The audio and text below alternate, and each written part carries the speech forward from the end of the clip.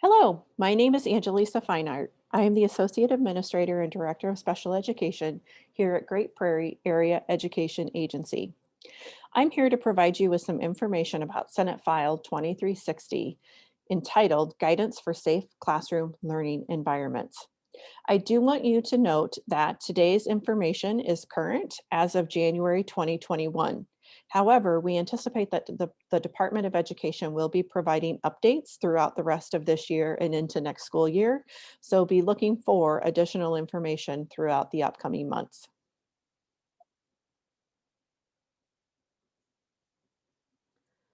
Today, I'm going to talk with you about the purpose of Senate File 2360. I'm also going to review the definition of a classroom clear and talk about the limitations on using classroom clears. And we're going to talk some about what you have to do in case you do have to use a classroom clear.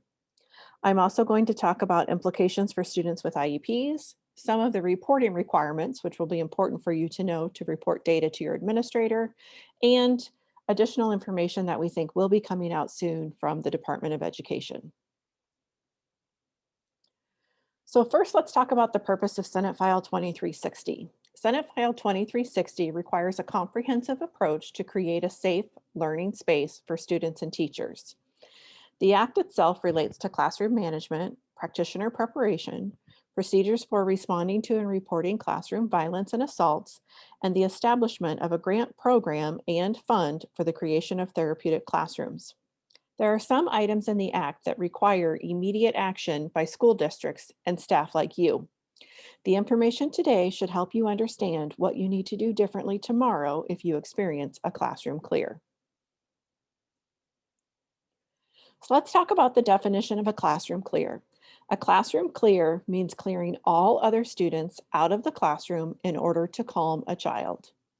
A classroom teacher may clear students from the classroom only if it is necessary to prevent or terminate an imminent threat of bodily injury to a student or another person in the classroom. In this situation, bodily injury means physical pain, illness, or any other impairment of physical condition. In addition, a threat is imminent when it is reasonably likely and about that a person is about to inflict pain, illness, or other impairment of physical condition. So once again, a classroom clear may only be used if it's necessary to prevent or terminate that imminent threat of bodily injury. So for example, if you have a student who's destroying property, but isn't an imminent threat of bodily injury, you could not use a classroom clear as a response to that problem behavior. The restrictions on the use of classroom clears pertain to all classrooms. This is not just a special education issue. It applies to both general and special education students and general and special education classrooms. It also applies to students preschool through high school or students ages 3 through 21. If there is an imminent threat, the adult who is responsible for the classroom or the setting has the authority to take the appropriate action to keep everyone safe. In other words, the adult in charge of the classroom doesn't have to wait for an administrator or supervisor to approve the use of the classroom clear if there's an imminent threat of bodily injury. Instead, the adult who's responsible may make that decision. This act also does not limit the school's crisis response plan or emergency procedures. For example, if you have a student who's having a seizure in your classroom and you need to clear the classroom because of that health need, this act doesn't impact your ability to make a classroom clear happen in that scenario. I'd encourage you to ask your local administrator for more information about your school's crisis response plan or emergency procedures to know if a classroom clear is included in any of those procedures. If you do have to use a classroom clear, you want to make sure that you're in communication with your building principal because there are some actions that have to happen after a classroom clear occurs. First, the school principal must notify the parents of all students assigned to that classroom that the classroom was cleared. So they have to notify the parents of that event within 24 hours, but preferably by the end of the day. The school principal must make that notification, but the notification should not identify any students involved in the incident as that information needs to remain confidential.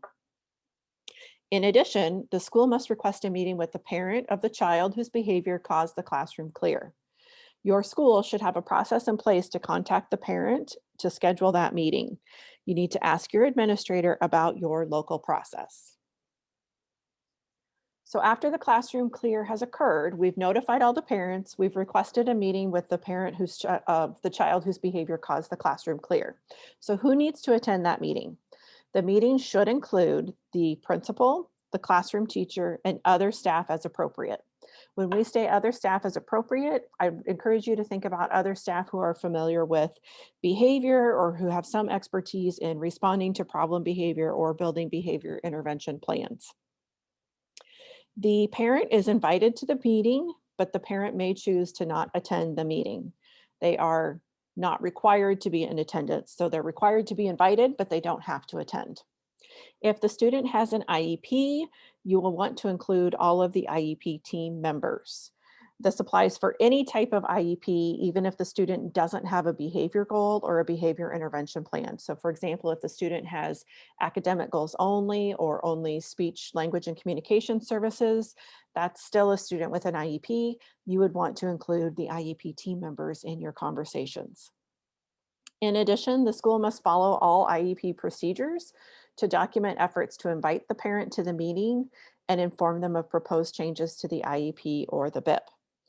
So for example, this includes meeting IDEA requirements like sending the written meeting notice to invite the parent to the meeting, or making sure that you have invited the parent to at least 2 meetings prior to having the meeting without the parent in order to make changes to the IEP or the behavior intervention plan. When you're actually meeting with the parent, the team should discuss the incident that caused the classroom clear. The team should also discuss alternate responses that adults working with that student might use in the future when a similar behavior occurs. If the student has a behavior intervention plan, the classroom teacher must be included in a review of that behavior intervention plan during the meeting and a discussion of any potential revisions that need to be made to that behavior intervention plan. If the student has an IEP, once again, the classroom teacher must be included in a review and potential revisions of the IEP or the IEP and behavior intervention plan. And a reminder again, all IDEA requirements must be followed in order to actually make changes to the IEP or the behavior intervention plan for any students in special education. So this doesn't just mean meeting notices and actually holding an official IEP meeting. This also means notifying parents of any changes, providing them with a prior written notice, making sure they understand their procedural safeguards, those IDEA type protections. If a classroom clear happens to be in the IEP right now, and it's currently written into the student's behavior intervention plan or in the general content of their IEP, the use of classroom clears should be discontinued immediately. Stop doing any classroom clears for students in special education just because it's written into their IEP or behavior intervention plan. In addition, classroom clears should be removed from all of the IEPs or all of the BIPs as soon as reasonably possible. So meaning at the next time they open the IEP for an annual or a reevaluation or amendment, if there's a classroom clear included anywhere in the IEP, it needs to be removed from that document. If you have questions about what to do for a particular student whose IEP includes a classroom clear, please contact your local AEA team or your regional director for more support.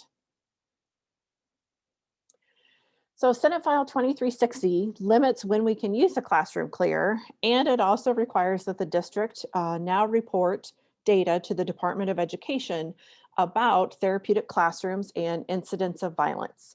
So there are 2 main areas that answer 2 questions. Did the district have any students who were referred to or transferred to a therapeutic classroom?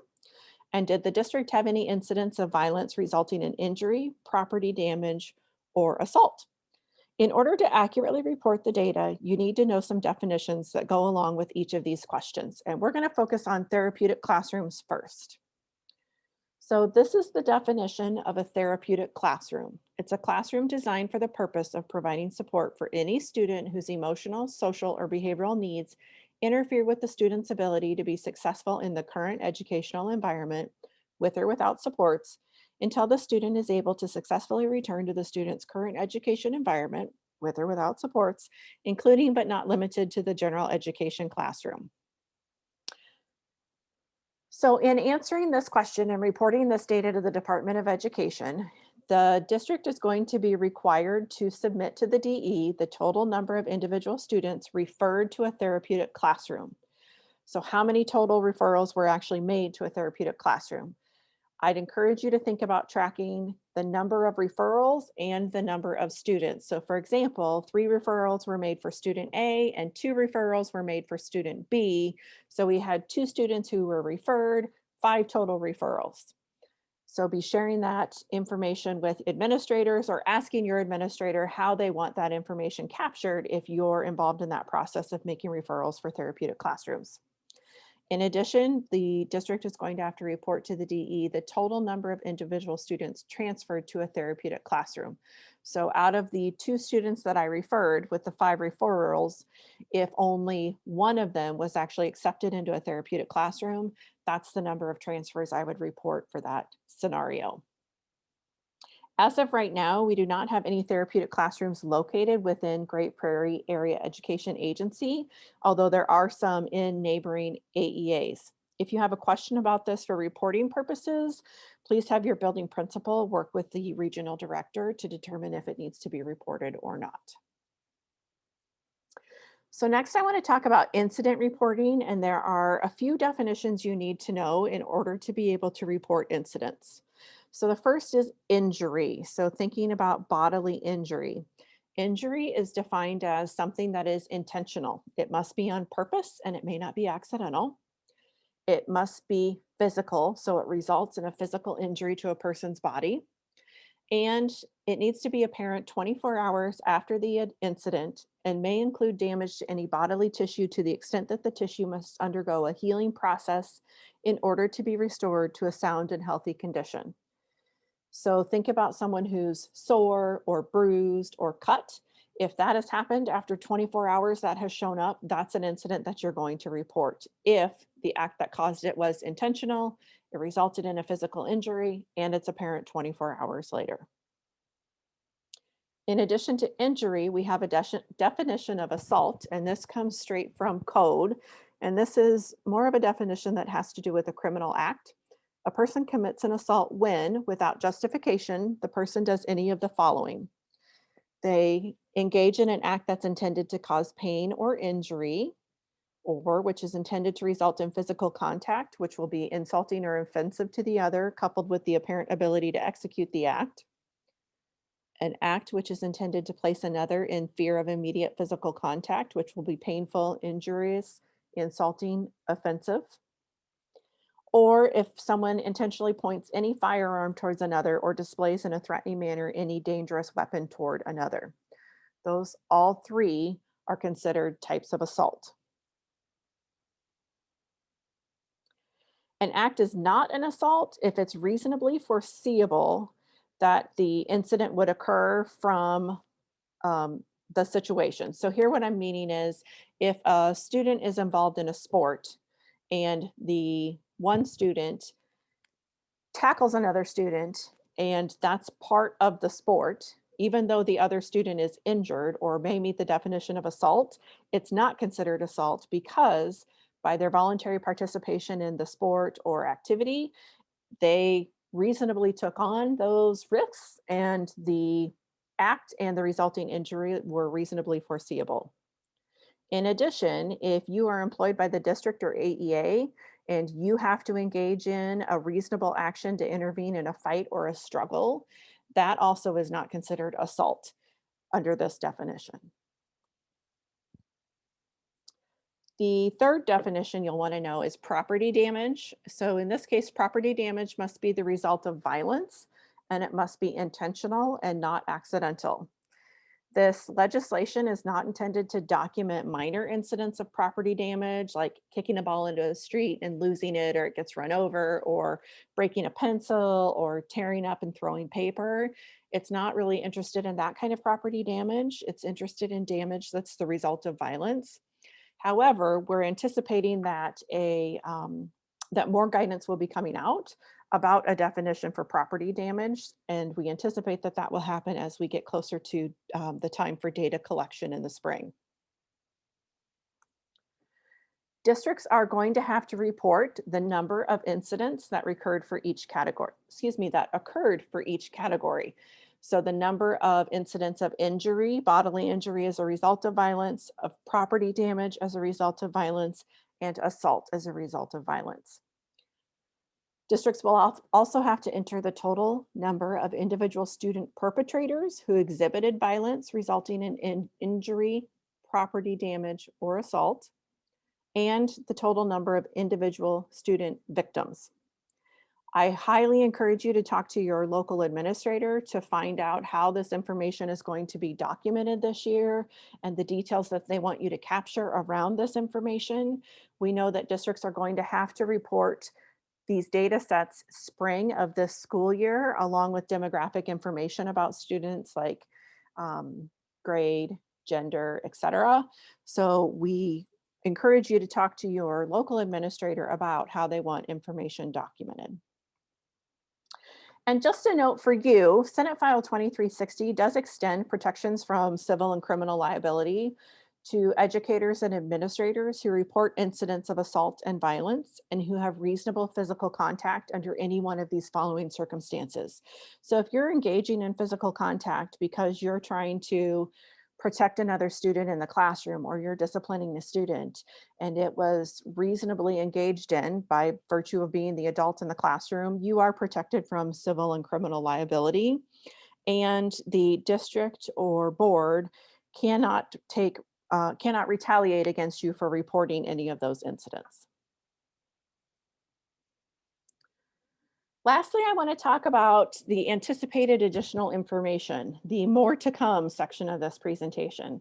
So in addition to what you've been told as far as your responsibilities for limiting your use of classroom clears and reporting data to the Department of Education, the DE is also required to engage in some actions next. The DE is required to create a competitive therapeutic classroom incentive grant program to support districts in establishing therapeutic classrooms. We anticipate that more information about the therapeutic classroom incentive grant and the criteria for a therapeutic classroom will be coming out in February. The DE will also develop, establish, and distribute to all school districts evidence-based standards, guidelines, and expectations for the appropriate and inappropriate responses to behavior in the classroom that present an imminent threat of bodily injury to a student or another person, and for the reasonable, necessary, and appropriate physical restraint of a student. If you think back to what I said about meetings, you're supposed to discuss alternate responses to the problem behavior. So instead of a classroom clear, what could you have done differently in response to that problem behavior? We hope that whatever the DE puts out about evidence-based standards and practices for how to respond to inappropriate behavior, we're hoping that will provide more resources and suggestions to teachers and staff about what to use instead of a classroom clear. In addition, the DE must create comprehensive and consistent standards and guidance for professional development regarding least restrictive environment and evidence-based interventions. Once again, I'm hopeful that the professional development that's forthcoming around evidence-based interventions will also help shape how you respond to problem behaviors in the classroom. Thank you for taking your time today to listen to this short overview of Senate File 2360. If you have any questions, please contact your local administrator. And thank you for listening to me today.